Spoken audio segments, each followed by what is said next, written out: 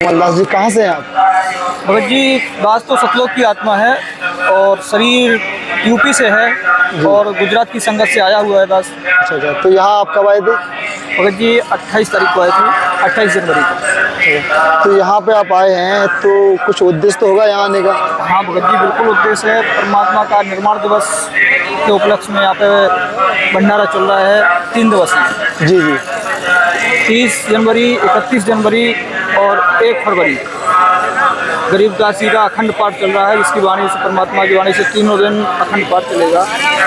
इसमें परमात्मा की दया से अच्छे मतलब कार्यक्रम होंगे, जैसे कि रक्तदान है और दहेज मुक्त, जिसको शादी बोलते हैं। जी जी। बिल्कुल मतलब दहेज मुक्त, कोई लेन देन नहीं होगा भगत जी। और परमात्मा की दया से यहाँ पे भंडारा चल रहा है, चाय राम की सेवा है और सारी सुविधाएं हैं, ऐसी कि कोई असुविधा नहीं है किसी प्रकार की। तो ये जो आपने कोमल जी बताया कि यहाँ भंडारा चल रहा है 3 दिन तक, यहाँ पे विशाल भंडारा हो रहा है, यहाँ पे काफ़ी लोग दूर दूर से आए हुए हैं, अलग अलग राज्यों से आए हुए हैं, तो आपकी सेवा चल रही है ऐसे कि, तो किस में सेवा चल रही है आपकी? भगत जी, दास की सफाई सेवादार में है। सफाई सेवा। तो यहाँ पे आप कितने दिन हो गए आपके यहाँ आए हुए? 28 जनवरी को आए थे भगत जी, आज 30 जनवरी है, आज तीसरा दिन है। भगत जी, संत रामपाल जी महाराज जी की शरण में आप कैसे आए थे? कैसे पता चला संत रामपाल जी महाराज के ज्ञान के बारे में? कैसे वहाँ तक पहुँचे आप? थोड़ा सा आप हमारे दर्शकों को बताइए। भगत जी, ये बहुत चमत्कार की बात है, परमात्मा की दया हुई है। दास पहले जगत से था, तो ऐसा कोई धर्म नहीं छोड़ा दास ने कि जिस धर्म को नहीं किया हो। देवी जी को बहुत अपना इष्ट रूप माना पहले, फिर हनुमान जी को इष्ट रूप माना। दास को जब संतुष्टि नहीं मिली तो शंकर भगवान को इष्ट माना। और इतना नहीं कि दास के यहाँ पे आपको निशान दिखता होगा, माथा पटक पटक के शंकर भगवान के स्थान पे माथा भी फोड़ लिया था, लेकिन कोई लाभ नहीं मिला कि परमात्मा के दर्शन हो जाएं या साक्षात्कार हो जाए। इस बारे में ही सर फोड़ा था। लास्ट में दास हताश था कि परमात्मा है ही नहीं, मतलब भगवान तो कोई है ही नहीं। तो इनको ही भगवान मानते थे, देवी जी को, हनुमान जी को और शंकर भगवान को, लेकिन कोई लाभ नहीं हुआ इससे। लास्ट में भगत जी, इस दास ने पहले एक दुकान खरीदी थी अपने धंधे के लिए, बिजनेस काम के लिए। उसमें एक किताब मिली परमात्मा की, रामपाल जी महाराज की, भक्ति से भगवान। न तो दास ने किसी से मंगाई, ना कोई दे के गया भगत जी, और ना किसी और, जब तक 2021 में पुस्तक हमारी दुकान में रखी हुई मिली। तो भगत जी, उस पुस्तक को पढ़ा तो दास 2 राह पे खड़ा हो गया, क्योंकि जगत के जितने देवी देवता हैं हम उनको भगवान मानते थे और ये भगवान नहीं थे उस पुस्तक के हिसाब से। तो अब तो भगत को नींद आना बंद हो गई भगत। तो जब उस पुस्तक को पढ़ा, अपनी भक्तिमती को सुनाया, तो मैंने कहा मैं तो नाम दीक्षा लूँगा और भगवान संत रामपाल जी महाराज से ही लूँगा। तो भगत जी, दास ने बरवाला फ़ोन लगाया, तो बरवाला से फ़ोन वापस मैंने भगत जी से बोला, तो भगत जी बोले कि आप अपना पता बताइए, कहाँ पे रहते हैं आप? तो वहाँ पे भगत जी, मैंने बोला गुजरात में रहता हूँ, यूपी का है दास जी। तो भगत जी उन्होंने बोला मैं आपको नंबर दे देता हूँ, आपको अहमदाबाद में नाम मिल जाएगा।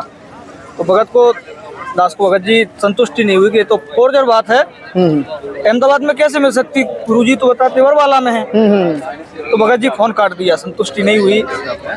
इसके बाद अप्रैल 2021 में शादी थी गांव में, वहाँ एक भगत मिले शादी में, तो उनसे जब परमात्मा की चर्चा हुई तो उनका पूरा परिवार जुड़ा हुआ था, जो डिस्ट्रिक्ट भिंड से थे, तो वो डिस्ट्रिक्ट MP से थे, लाहौर से। जी जी। भगत जी, उनसे भगत से मिलने के बाद तसल्ली हुई दास को कि अब परमात्मा का रास्ता मिल जाएगा। उनसे पूछा तो भगत जी ने बताया कि ऑनलाइन दीक्षा मिल रही है, आप तो अपने घर पे भी ले सकते हो। ये दास तो अनजान था भगत जी, कोई नियम भी मालूम नहीं थे, केवल ज्ञान परमात्मा का किताब पढ़ने से हुआ था। तो परमात्मा की दया से भगत जी वहाँ गया दास उनके यहाँ पे, तो नाम दीक्षा लिया। काल भगवान ने उसमें दिक्कत भी बहुत की, पिताजी को बहुत बीमार कर दिया जी।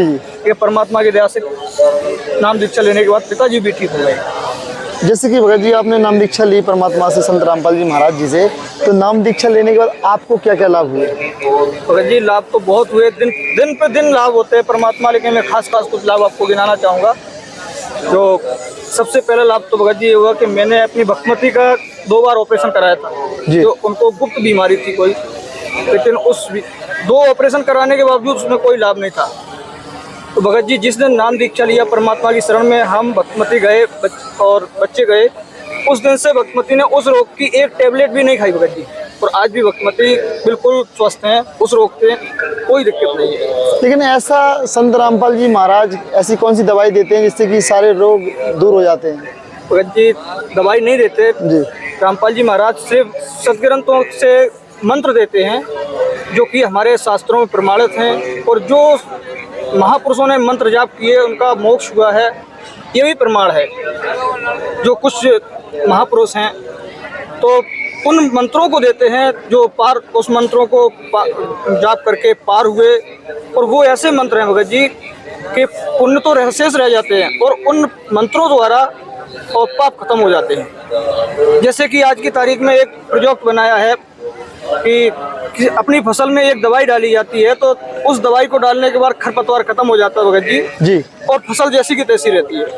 तो ये दवाई पहले भी उपलब्ध थी, लेकिन इसकी खोज नहीं थी पहले। तो इसी प्रकार ये मंत्र हमारे सदग्रंथों में पहले भी विद्वान थे, लेकिन हमारे धर्म गुरुओं ने इनको समझा नहीं, खोजा नहीं, और उनको मतलब नहीं निकाल पाए।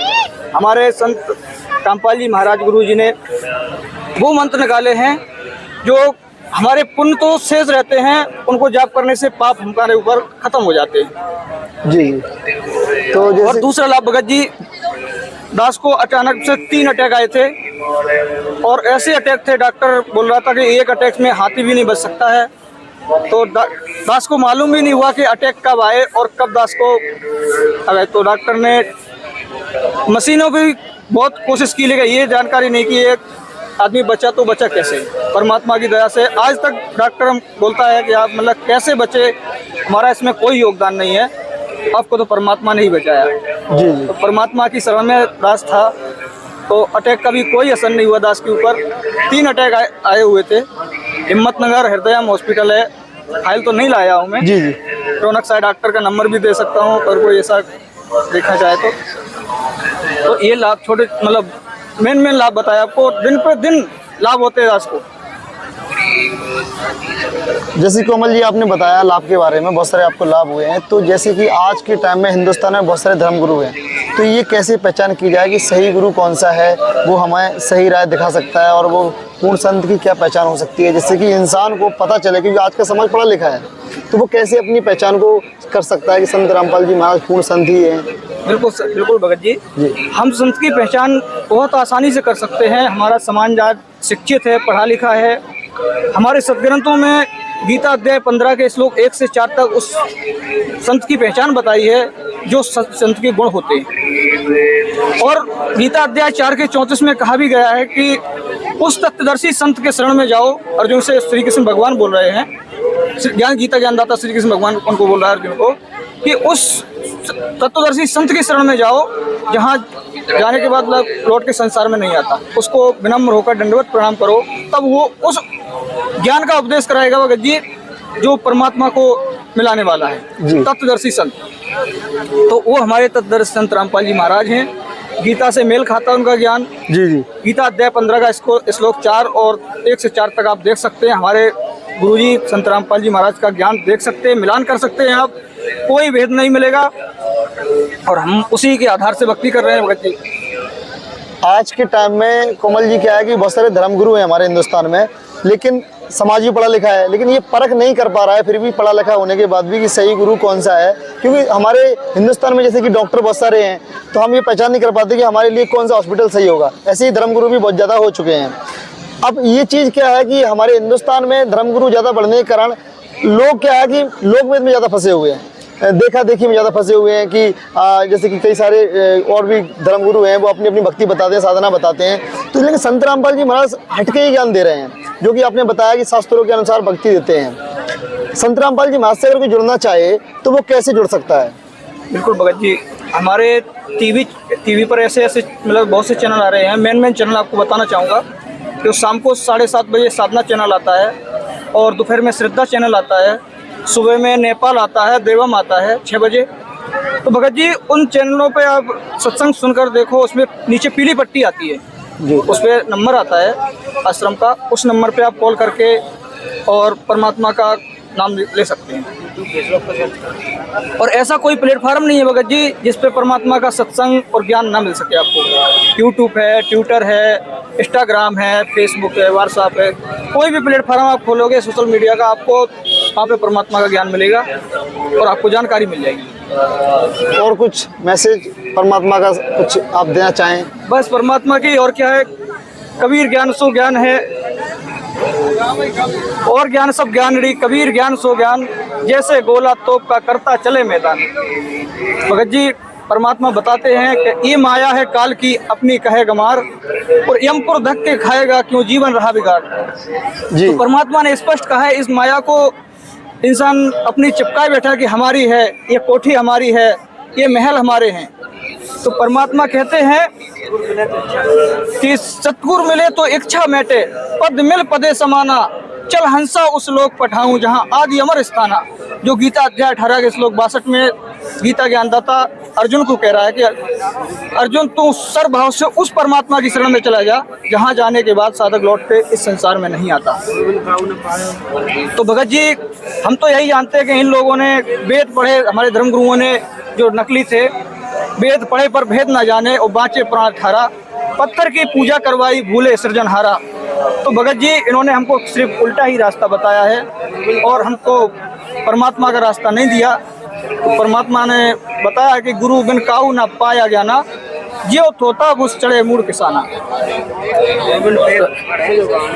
तो परमात्मा की दया से ये परमात्मा ने बोल भी रखा है, जैसे हम आज अपने कोठी से चिपके बैठे हैं, कार से चिपके बैठे हैं कि ये हमारी है, ये हमारी है, हम बच्चों के लिए और कुछ कर देंगे।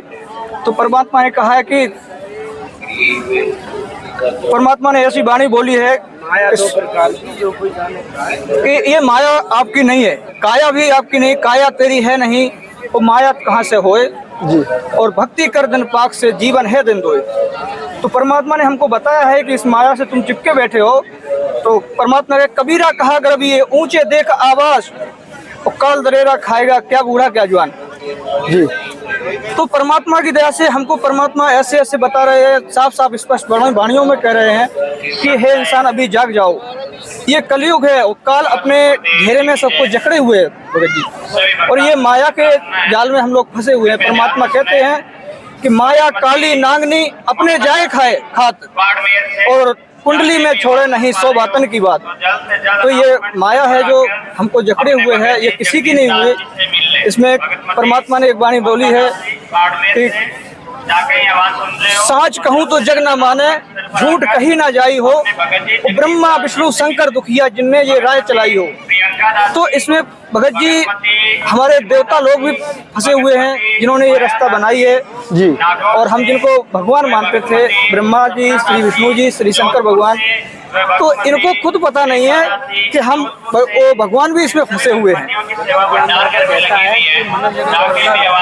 तो परमात्मा की दया से ये परमात्मा ने समझाया है कि आपका जीवन बहुत अनमोल है और इसको अगर संभाल सकते हो तो इसी जीवन में संभाल सकते हो। आप मानव जीवन में बहुत अनमोल जीवन है और भक्ति करके निकल सकते हो। बाकी 84 लाख योनियों में एक बार बड़ी मुश्किल से ये जीवन मिलता है भगत जी। तो और कोई ऐसी योनि नहीं जिसमें हम मोक्ष पा सकें या परमात्मा प्राप्ति कर सकें भगत जी। तो परमात्मा ने हमको ये ज्ञान दिया है, रामपाल जी महाराज हमारे गुरुदेव जी ने, और हमको सद्भक्ति दी है। और वो भी सद्भक्ति ऐसी दी कि भगत जी कोई समस्या, कोई संकट, कोई कलह, कोई चीज की आने की तो संभावना ही नहीं है। परमात्मा कहते हैं सतगुरु शरण में आए से आई टले भला, और जो मस्तक में सूली हो तो कांटे में टल गया। ऐसा निर्मल ज्ञान है। और परमात्मा की वाणी है कि ऐसा निर्मल ज्ञान है, निर्मल करे शरीर और ज्ञान मंडली के हैं चकवे ज्ञान कबीर। तो परमात्मा हमको समझाना चाहते हैं कि बच्चों आज भी समझ जाओ, तो हमको उनकी वाणी समझनी चाहिए। और परमात्मा का ज्ञान भी ऐसा है कि अटपट ज्ञान कबीर का और झटपट लखा न जाए, जो इसको झटपट लखे उसकी सब खटपट मिट जाए। सारी समस्याओं से निजात पा सकता जो परमात्मा कबीर जी का ज्ञान समझे, तो जितना जल्दी समझेगा उतना ही उसकी सारी खटपट खत्म हो जाती है। बिल्कुल। तो दास यही कहना चाहता है कि परमात्मा का ज्ञान बहुत अच्छा है और हर भगत को, हर समाज को समझना चाहिए, शास्त्रों को देखना चाहिए। पढ़ा हुआ समाज है भगत जी, और आज की तारीख में हर कोई समझ सकता है इसको। हम किसी धर्मगुरु के कहने में से समझाने में नहीं आएंगे, हम शास्त्रों को देख सकते हैं, अच्छे से समझ सकते हैं। जी बिल्कुल, जैसा कि कोमल जी ने बताया, ये यहाँ पे सेवा कर रहे हैं सतलोक आश्रम सोजत के अंदर। इन्होंने अपने बारे में बताया इनको क्या क्या लाभ हुए। तो इस ज्ञान को समझकर आप सभी लोग जो इस वीडियो को देख रहे हैं, इस ज्ञान को समझो। संत रामपाल जी महाराज शास्त्रों के अनुसार, सारे ग्रंथों को अनुसार भक्ति दे रहे हैं, विधि बता रहे हैं कि भाई पूर्ण संत की जो पहचान है वो भी बता रहे हैं, और वो सारे ग्रंथों खोल खोल के बता रहे हैं कि वह पूर्ण परमात्मा कौन है, वो साकार है निराकार है। क्योंकि आज के टाइम में हर एक धर्मगुरु ने ये बता रखा है कि परमात्मा तो निराकार है, लेकिन परमात्मा वास्तविक रूप में वो परमात्मा का रूप, वास्तविक रूप परमात्मा का साकार है और वो सह शरीर है। और उसी के उपलक्ष्य में आज से कुछ साल पहले, 600 वर्ष पहले, 505वां ये निर्माण दिवस मनाया जा रहा है। तो ये थोड़ा सा इसके बारे में बताएं, क्यों मनाया जा रहा है? भगत जी, ये हमारे कबीर परमेश्वर आज के 600 साल पहले काशी में आए थे, और काशी में आने के बाद 120 वर्ष की उन्होंने पूरी जीवन लीला की थी जी। तो वहाँ पे जीवन लीला करके उनका उद्देश्य ही था कि इस ज्ञान को जन जन तक पहुँचाएं वो, और सबको जागृत करें, काल के घेरे से निकालें। लेकिन हमारे धर्म गुरुओं ने परमात्मा के ज्ञान को दबा रखा था और अशिक्षित कह के परमात्मा को, इस ज्ञान को ऊपर नहीं आने दिया। ये कबीर तो अशिक्षित है, धाड़क है, जुलाहा है, ये क्या जाने धर्म ग्रंथों को। तो उन्होंने, धर्म गुरुओं ने ये एक लीला बना रखी थी कि जो काशी में शरीर छोड़ेगा वो तो सीधा स्वर्ग जाएगा, और जो मगहर में शरीर छोड़ेगा उसको गधे का जन्म मिलेगा। ये भ्रम फैला रखा था।